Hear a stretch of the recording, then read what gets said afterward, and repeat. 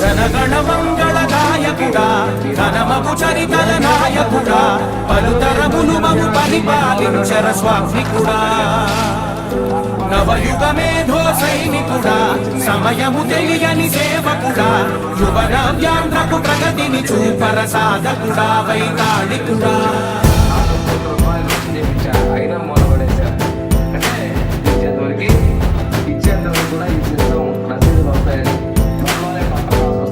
ప్రతి ఇల్లు నిన్నే నిన్నే పిలిచింది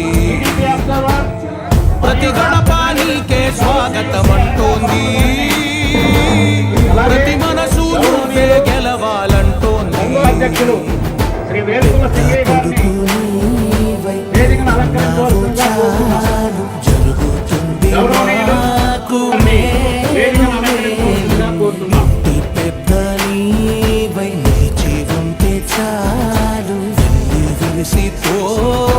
రాష్ట్రమంతటా శాంతి క్రాంతి సంతోషాలు నాయకుడా నాయకుడా మళ్ళీ నువ్వే రావాలి నవ్యాంధ్ర పాలకుడై నువ్వే గెలవాలి నాయకుడా నాయకుడా మా తోడై నువ్వుండాలి మేమంతా నీ వెంటే ముందడుగెయ్యాలి ప్రతి ఊరు నీ పరిపాలన కోరింది ఓ ప్రతి వాడ నీకే మద్దతు పలికింది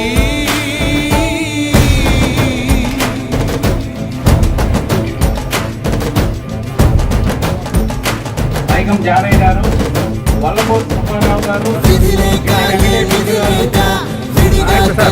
రాష్ట్రాన్ని శూన్యం నుంచి సౌభాగ్యానికి మార్చావు వెంకటేశ్వర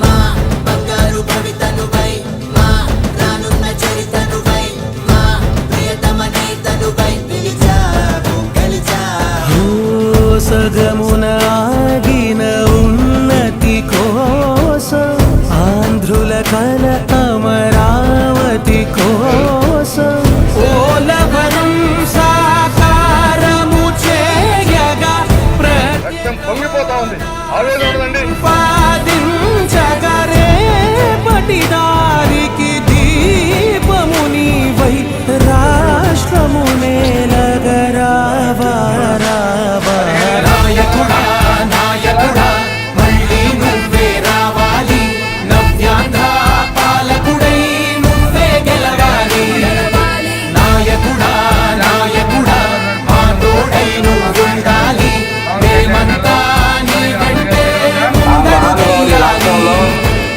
భారతదేశంలో ఎక్కడ లేని విధంగా సామాజిక విప్లవం తీసుకొచ్చి 30 రూపాయలు పెన్షన్ ఇచ్చారు ఆ రోజు వృద్ధులు వితంతులకి.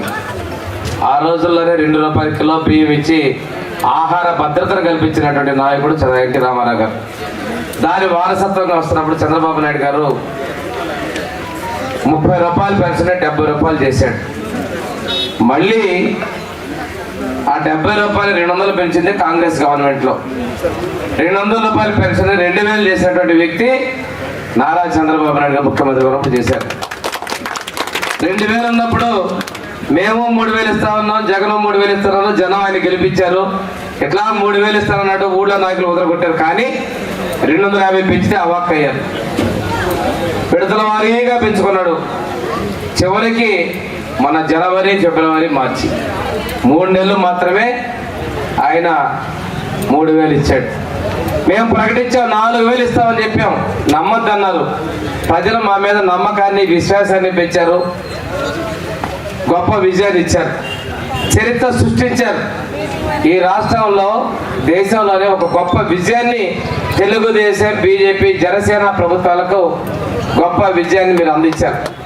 ఈ ఫలితంగా ఏదైతే చెప్పామో తెలుగుదేశం, జనసేన, బీజేపీలు చెప్పిన విధంగానే మీకు ఎన్నికలకు ముందు మేము ప్రకటించాం. ఈ 3 నెలల నుంచి మీకు నెలకి 1000 రూపాయలు కలిపి జూలై 1వ తారీఖున 4000తో కలిపి 7000 ఇస్తున్నాం. ఇచ్చావా లేదా? ఏమో ఇచ్చావా లేదా? 7000 రూపాయలు మనం 1వ తారీఖు ఇచ్చాం.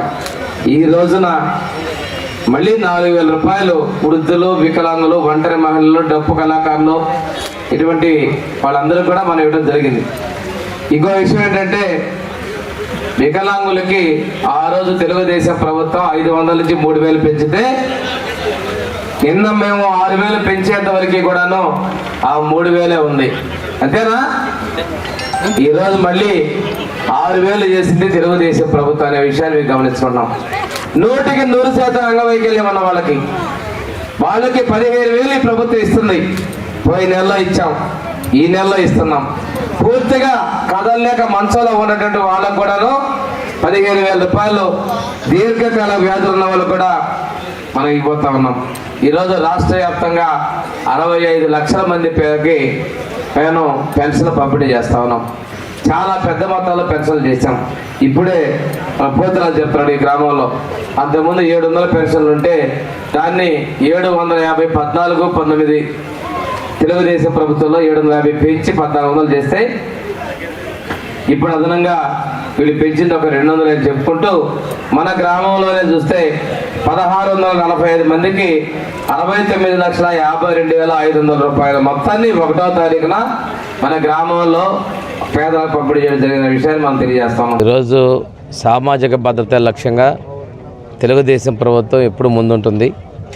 ఆ రోజు మొట్టమొదటిసారిగా 30 రూపాయల పెన్షన్ అన్న ఎన్టీ రామారావు గారు ఇస్తే తర్వాత చంద్రబాబు నాయుడు గారు ఆ పెన్షన్ 70 రూపాయలు తీసుకోవడం జరిగింది. తదనంతరం కాంగ్రెస్ గవర్నమెంట్లో 70 200 చేశారు తప్పితే ఆ 200 2000 చేసింది మన ప్రీతం నాయకులు చంద్రబాబు నాయుడు గారే. ఆ తర్వాత వచ్చిన ప్రభుత్వం జగన్మోహన్ రెడ్డి ఎన్నికల సమయంలో 3000 పెంచుతారని చెప్పి మాట చెప్పి విడతల వారీగా చేసుకుంటూ 3 నెలలు మాత్రమే 3000 ఇచ్చారు. మేము చెప్పాం మాట ప్రకారం 4000 ఇస్తాము. ఏదైతే ప్రకటించామో మేము ఏప్రిల్ నెలలో అప్పటి నుంచి నెలకు 1000 లెక్కన 3000 రూపాయలు బకాయిలతో కలిపి 7000 రూపాయలు ఇస్తామని చెప్పాం. పోయిన నెల జూలై 1వ తారీఖు 7000 రూపాయలు వృద్ధులు, వితంతువులు, ఒంటరి మహిళలకు ఇవ్వడం జరిగింది. వికలాంగులకు 6000 రూపాయలు, దీర్ఘకాలిక వ్యాధులు ఉన్న వాళ్ళకి 10,000 రూపాయలు, అదేవిధంగా మనకి పూర్తిగా బెడ్ రిడన్గా ఉన్నటువంటి వాళ్ళకి 15,000 రూపాయలు కూడా మా ప్రభుత్వం చెల్లించింది. ఇది 2వ నెలలోకి వచ్చాం. ఈ 2వ నెలలో మళ్ళీ పెంపడంలో ఎన్టీఆర్ భరోసా పెన్షన్ పంపిణీ కార్యక్రమాన్ని మేము చేపట్టడం జరిగింది. ఈరోజు సింగరాయకొండ మండలం పాక గ్రామంలో ఇస్తున్నాం. రసీదులు ఎందుకు ఇచ్చాం? మేము ఇంత అమౌంట్ పెడుతూ కూడా నీ బొమ్మలు ఉన్న పుస్తకాల్లో మా పథకం ఎక్కువ ఇచ్చాం కాబట్టి రసీదులు ఇస్తున్నాం. మీకు అమౌంట్ ముట్టినయ్యి అని చెప్పడం కోసం క్రాస్ చెక్ చేయడానికి ఉద్యోగుల ద్వారా చేస్తున్నాం. ఇంకొక చరిత్ర చెప్తున్నాను. నేను గ్రామ వార్డు సచివాలయ శాఖ మంత్రిగా కూడా ఉన్నాను. గత 6 నెలల నుంచి తీసుకుంటే ఎప్పుడూ కూడా మొదటి రోజున 95% పెన్షన్లు పంపినటువంటి చరిత్ర లేదు. పోయిన నెలలో మేము పంపిణీ చేశాం. 2వ రోజుకి 99% మంది పెన్షన్లు పంపిణీ చేశాం. గత ప్రభుత్వంలో 99% పెన్షన్ల పంపిణీ రావాలంటే 9వ రోజు 11వ రోజు చేసినటువంటిది రికార్డ్స్ ఆధారంగా మనం గమనించుకున్నామని కూడా మేము తెలియజేసుకుంటూ చిత్తశుద్ధి లక్ష్యంతో మేము ముందుకెళ్తున్నాం. ఎలక్షన్ ముందు రకరకాల ఆరోపణలు చేశారు. చంద్రబాబు నాయుడు మీ పెన్షన్ లాపన బ్యాంకుల చుట్టూ తిప్పారు, చంద్రబాబు నాయుడు మిమ్మల్ని ఇబ్బంది పెడుతున్నాడని చెప్పేసి ఒక చోట కూర్చోబెట్టి మన బ్యాంకుల్లో పంపేయటాలు, రకరకాల ఇబ్బందులు చేసినటువంటి పరిస్థితుల్లో ఉన్న ఉద్యోగుల చేత పంపిణీ చేసి చూపిస్తామని చెప్పి మేము ఛాలెంజ్గా తీసుకొని పంపిణీ చేసాం. ఈరోజు ఉద్యోగులు కూడా చాలా ఉత్సాహంగా మొదటి రోజే 100% చేస్తామని సంకల్పంతో ముందుకు పోవడం జరుగుతూ ఉంది. మేము తప్పనిసరిగా మెరుగైన విధంగా అందించామని తెలియజేసుకుంటూ ఈరోజు నిన్న ఇక్కడ ఓడిపోయిన ఒక మాట మాట్లాడుతున్నాడు. 15,000 ఇస్తారు తల్లి వందనం అని చెప్పి ఎందుకు ఇవ్వలేదు అంటున్నాడు. సిగ్గనేది ఉండాలిగా మాట్లాడే ముందు. 15,000 అమ్మఒడి ఇస్తామని చెప్పేసి 13,000 దించినటువంటి మీరు మా గురించి మాట్లాడేదా? జనం చీకొట్టారు మిమ్మల్ని. బుచ్చి మళ్ళీ ఏదో ఉండాలనే ప్రయత్నాలు చేయబాకండి. పనిచేసే ప్రభుత్వానికి మీరు విమర్శలు చేయొద్దని చెప్పేసి, చౌకబారు విమర్శలు చేయొద్దని చెప్పేసి చెప్తా ఉన్నాను. ఈరోజు అన్ని ఇచ్చినటువంటి పథకాలు, తల్లికి వందనం కావచ్చు, అదేవిధంగా ఉచిత బస్సు ప్రయాణం కావచ్చు, సామాజిక భద్రత పెన్షన్లు కావచ్చు, ఇవన్నీ కూడా మేము అమలుపరుస్తున్నాం.